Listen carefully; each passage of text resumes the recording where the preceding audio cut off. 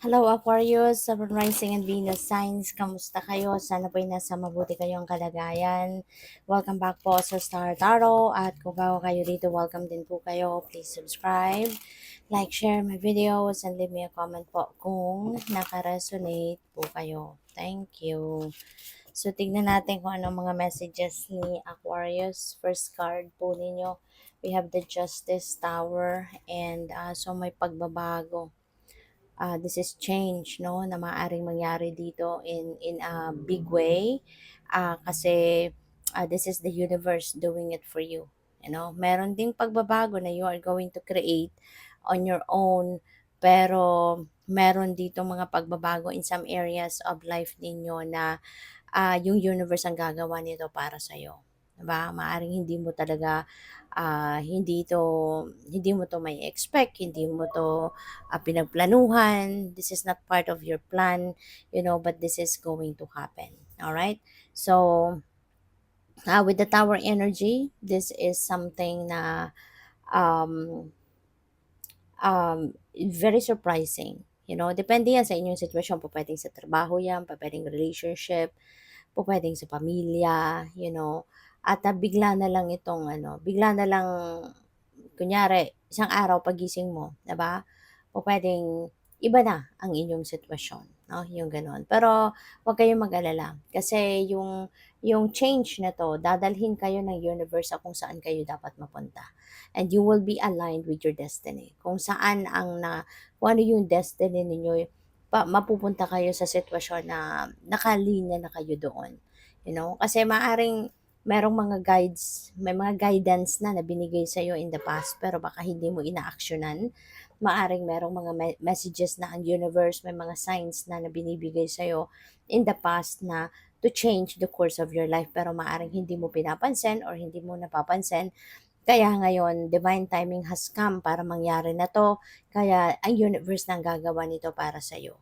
Okay? Kaya kalma lang kasi maaring masurpresa ka. Pero at the end of the day, kapag nakapag-settle na kung saan ka man dapat mapunta, huwag kang mag-alala kasi magiging na yan, mapupunta ka na sa tamang sitwasyon, sa tamang dapat mong kalagyan. Okay? So, pwedeng yan, no? Pwedeng sa career, no? Pwedeng career. Pupuwedeng kung ano man ang ginagawa mo, maaaring hindi ka na din diyan masaya, pero nag-i-stick ka pa for the sake of magkaroon lang ng kita, 'di ba? But, yeah, kung saan ka man dadalhin ng universe dito, that is where you need to be at yun ang mas makakabuti para sa'yo. Alright?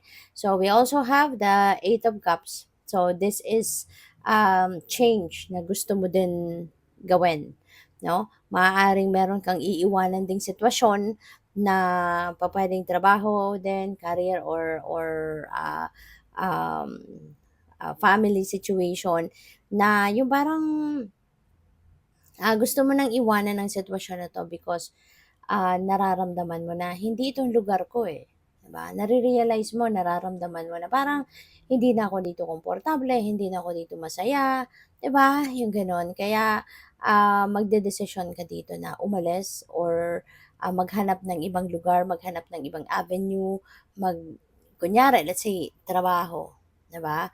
Maaaring sa trabahong 'yan, alam mo 'yon, gusto mo pang mag-advance, gusto mo pang umasenso sa trabaho, gusto mo pang marami ka pang magawa, 'no, at gusto mo pang magkaroon ka ng, trabahong hindi lang ikaw yung magkakaroon ng benefit but, yung makatulong ka sa iba, yung gano'n ba, 'no? Kaya maaaring 'yun ang gusto mong gawin, 'di ba? You're going to look for a job, for a career na makakapag-touch ka din ng buhay ng iba.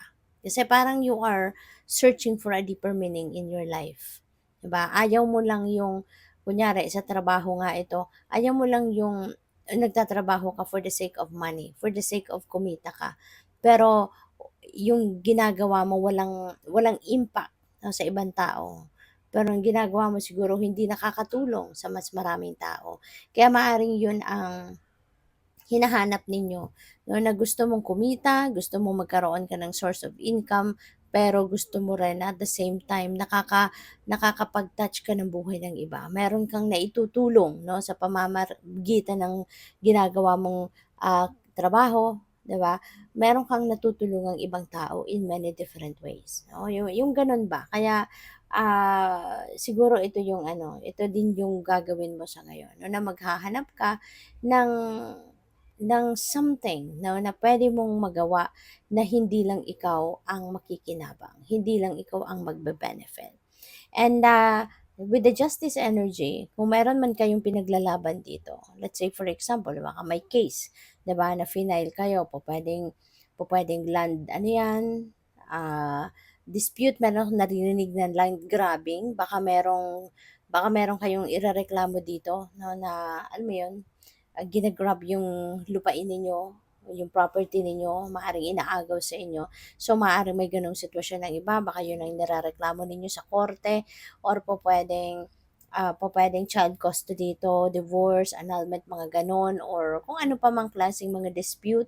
Siguro baka meron kayong final na gano'n ano, and with the justice energy, when this comes out in a reading, this signifies success. This signifies a win. Kaya po puwedeng maipapanalo mo, 'no, kung ano man ang pinaglalaban mo, may chance 'no, na maipanalo mo 'yan, alright? Kaya good luck sa'yo, okay? So, pasensya na nag-brown out, saglit lang po. So, 'yun bumalik na rin yung kuryente. So, maraming salamat for subscribing, and if you haven't subscribed yet, subscribe na kayo. And also, maraming salamat din for not skipping the ads.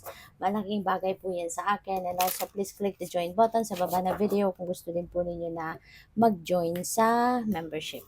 Salamat. So, next message ninyo, we have Chrysocolla. Sabi dito, my body and mind are in balance. I am healthy. So, that's good. You know, nagko-coincide din siya sa message ni Justice. Kasi si Justice card din represents balance, no? This also represents na ang lahat ay may sasaayos na, magsisimula na maging balanse ang lahat, no? And that is you, no? Yun yung ipo-project mo talaga sa ngayon, na your body and mind are in balance, kaya magiging maayos na din ang lahat, 'di ba? When you are in balance, ibig sabihin na lahat ng areas of life mo naaasikaso mo, 'di ba? Napagtutuunan mo ng pansin, 'di ba? Yung gano'n. Kaya nagiging ano ka, mas kalmado, no? You are at peace, yung gano'n. So basahin natin ang sabi dito, reduce inflammation, release anger and resentment, heal old mental and emotional wounds, improve inner peace and balance mind, body. Yeah, kaya kayo magiging balanse na ang pakiramdam kasi mawawala na yung ano ninyo, ire-release mo na yung galit mo, yung mga emotional wounds, emotional baggages, mga resentments kung meron man kayo. Maaaring nagkaroon na kayo ng acceptance and forgiveness dito kaya mapupunta kayo sa peaceful mind na, sa peaceful na pakiramdam, kalmado. Kasi kumbaga inalis mo na yung mga negative energy, 'no, sa isip, sa puso mo, sa sarili mo. 'Di ba? Mas pinipili mo dito na maging kalmado ka, maging peaceful ang pakiramdam mo kasi nga mas alam mo 'no, na mas makakabuti ito para sa'yo. Kasi when you are projecting negative energy, 'di ba, mas dadami lang 'yan, mga problema mo mas dadami lang 'yan. Pero kapag ganito na magaan ang pakiramdam mo, you are at peace, wala kang bigat na sa dibdib, wala nang tinik sa dibdib mo, parang gano'n.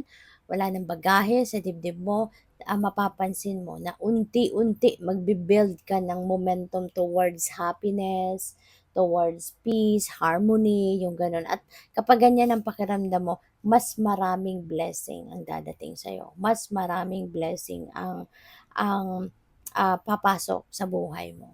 Okay? Kaya piliin mo na mas maging kalmado ka lagi, maging at peace at marunong magpatawad, no?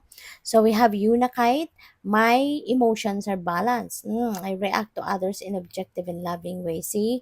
So this is good for you, Aquarius. Kasi parang nagmamature ka na din emotionally, ano? Mas pinipili mo na dito na maging mas kalmado ka lang, mas peaceful ka lang, 'di ba?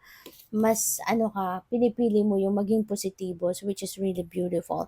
So, we have understand the underlying causes of challenges in relationships, balance the mind and emotions, good connections with supportive friends and family. Ayan. Alam mo, naiintindihan mo, marunong kang magpatawad eh.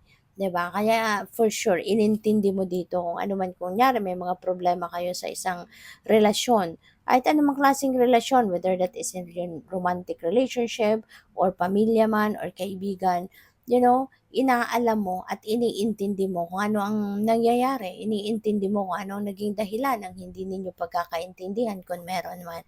And hindi mo siguro 'to talaga, hinaharap in a bad light. Kumbaga, mas pinipili mo na intindihin ang sitwasyon, intindihin ang tao, intindihin ang other person, and nagpapatawad ka. Marunong kang magpatawad, mas pinapairal mo yung pagmamahal, ang importansya ng taong yun sa buhay mo at ng relationship ninyo. Kaya natututo kang intindihin kung ano ang naging sitwasyon at patawarin, 'di ba?